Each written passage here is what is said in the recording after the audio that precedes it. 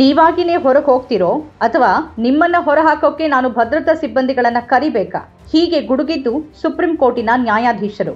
ಈ ರೀತಿ ಕೇಳಬೇಕಾದ ಪರಿಸ್ಥಿತಿ ಹೇಗೆ ಬಂತು? ಏನಿದು ಪ್ರಕರಣ?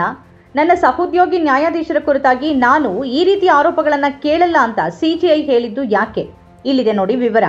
ರಾಹುಲ್ ಗಾಂಧಿಯವರು ಚುನಾವಣಾ ಭಾಷಣ ವೇಳೆ ಮೋದಿ ಉಪನಾಮ ಪ್ರಯೋಗ ಮಾಡಿ ಮೋದಿ ಸಮುದಾಯದ ಮಾನಹಾನಿ ಮಾಡಿದ್ದಾರೆ ಅನ್ನೋ ಪ್ರಕರಣವೊಂದರಲ್ಲಿ ರಾಹುಲ್ ಗಾಂಧಿಗೆ 2 ವರ್ಷಗಳ ಶಿಕ್ಷೆಯಾಗಿತ್ತು.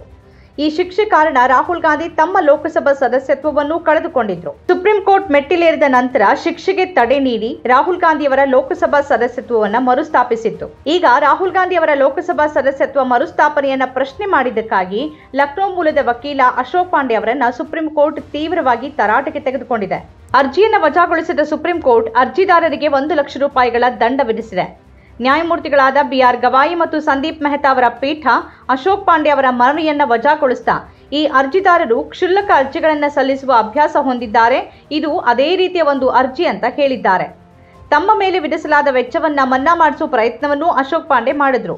ಸುಪ್ರೀಂ ಕೋರ್ಟಿನ ಮುಖ್ಯ ನ್ಯಾಯಾಧೀಶರಾದ DY ಚಂದ್ರಚೂಡ್ ಅವರ ಪೀಠದ ಮುಂದೆ ಅವರು ಈ ವಿಚಾರವನ್ನ ಪ್ರಸ್ತಾಪಿಸಿದ್ರು. ಆದರೆ ಅಲ್ಲಿನೂ ನ್ಯಾಯಾಧೀಶರ ಕೋಪಕ್ಕೆ ಅವರು ಗುರಿಯಾದ್ರು.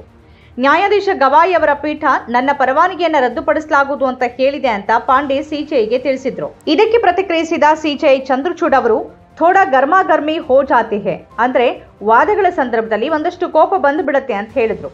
ಆದರೆ ಪೀಠದ ನ್ಯಾಯಾಧೀಶರ ಮೇಲೆ ನೀವು ಈ ರೀತಿ ಆರೋಪಗಳನ್ನ ಮಾಡುವಂತಿಲ್ಲ, ಅವರು ಯಾವತ್ತಿಗೂ ವಕೀಲರ ಜೊತೆ ಅನುಚಿತವಾಗಿ ವರ್ತಿಸೋದಿಲ್ಲ ಅಂತ ಹೇಳಿದ್ರು.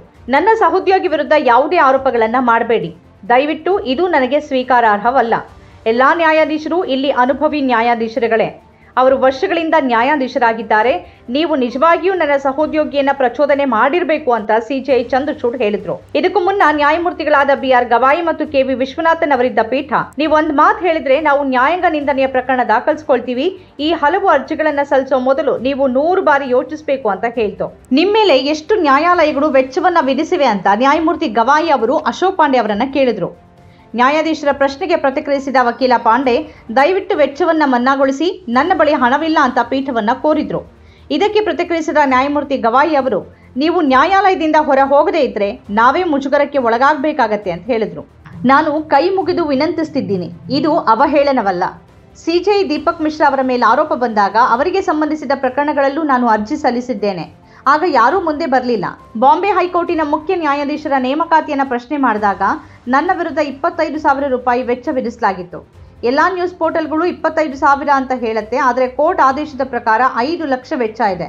ದಯವಿಟ್ಟು ಈ ವೆಚ್ಚವನ್ನ ಮನ್ನಾಗೊಳಿಸಿ ಅಂತ ಪಾಂಡೆ ವಿನಂತಿಸಿದ್ರು. ಕೊನೆಗೆ ನ್ಯಾಯಾಧೀಶ ಗವಾಯಿ ಅವರು ಪಾಂಡೆಯನ್ನ ನ್ಯಾಯಾಲಯದಿಂದ ಹೊರ ಹೋಗುವಂತೆ ಕೇಳಿದ್ರು. ನೀವು ಹೊರಗೆ ಹೋಗದೇ ಇದ್ರೆ ಭದ್ರತಾ ಸಿಬ್ಬಂದಿಯನ್ನ ಕರಿಬೇಕಾಗತ್ತೆ ಅನ್ನೋ ಎಚ್ಚರಿಕೆಯನ್ನೂ ನೀಡಿದ್ರು. ಪ್ರತ್ಯೇಕ ಪ್ರಕರಣದಲ್ಲಿ ಸುಪ್ರೀಂ ಕೋರ್ಟ್ನ ಮತ್ತೊಂದು ಪೀಠ ವಕೀಲ ಅಶೋಕ್ ಪಾಂಡೆ ಅವರ ಮನವಿ ಮೇಲೆ ವಿಧಿಸಲಾದ 50,000 ರೂಪಾಯಿ ವೆಚ್ಚವನ್ನ ಪಾವತಿಸದ ಕಾರಣ ಅವರನ್ನ ತರಾಟೆಗೆ ತೆಗೆದುಕೊಂಡಿತ್ತು. ಸ್ವತಂತ್ರ ಪತ್ರಿಕೋದ್ಯಮ ಇಂದಿನ ತುರ್ತು, ಅದನ್ನ ವಾರ್ತಾ ಭಾರತಿ ಮಾಡ್ತಾ ಇದೆ. ನಮ್ಮ ಚಾನೆಲ್ ಅನ್ನ ಸಬ್ಸ್ಕ್ರೈಬ್ ಮಾಡೋದರ ಜೊತೆಗೆ ಬೆಲ್ ಐಕಾನ್ ಒತ್ತಿ ನಮ್ಮನ್ನ ಬೆಂಬಲಿಸಿ. ಹಾಗೆ ನಮ್ಮ ಕಾರ್ಯಕ್ರಮಗಳನ್ನು ಲೈಕ್ ಮಾಡಿ, ಕಮೆಂಟ್ ಮಾಡಿ, ಅದನ್ನು ಬೇರೆಯವರಿಗೂ ಕೂಡ ಶೇರ್ ಮಾಡಿ. ಹೀಗೆ ನೀವು ಮಾಡಿದಾಗ ನಮ್ಮ ಚಾನೆಲ್ ಮತ್ತಷ್ಟು ಜನರಿಗೆ ತಲುಪತ್ತೆ, ಆ ಮೂಲಕ ನಮಗೆ ಸಹಕಾರ ಆಗುತ್ತೆ. ಇದು ನೀವು ಯಾವುದೇ ಖರ್ಚಿಲ್ಲದೆ ಮಾಡಬಹುದಾದ ಸಹಕಾರ. ಧನ್ಯವಾದ.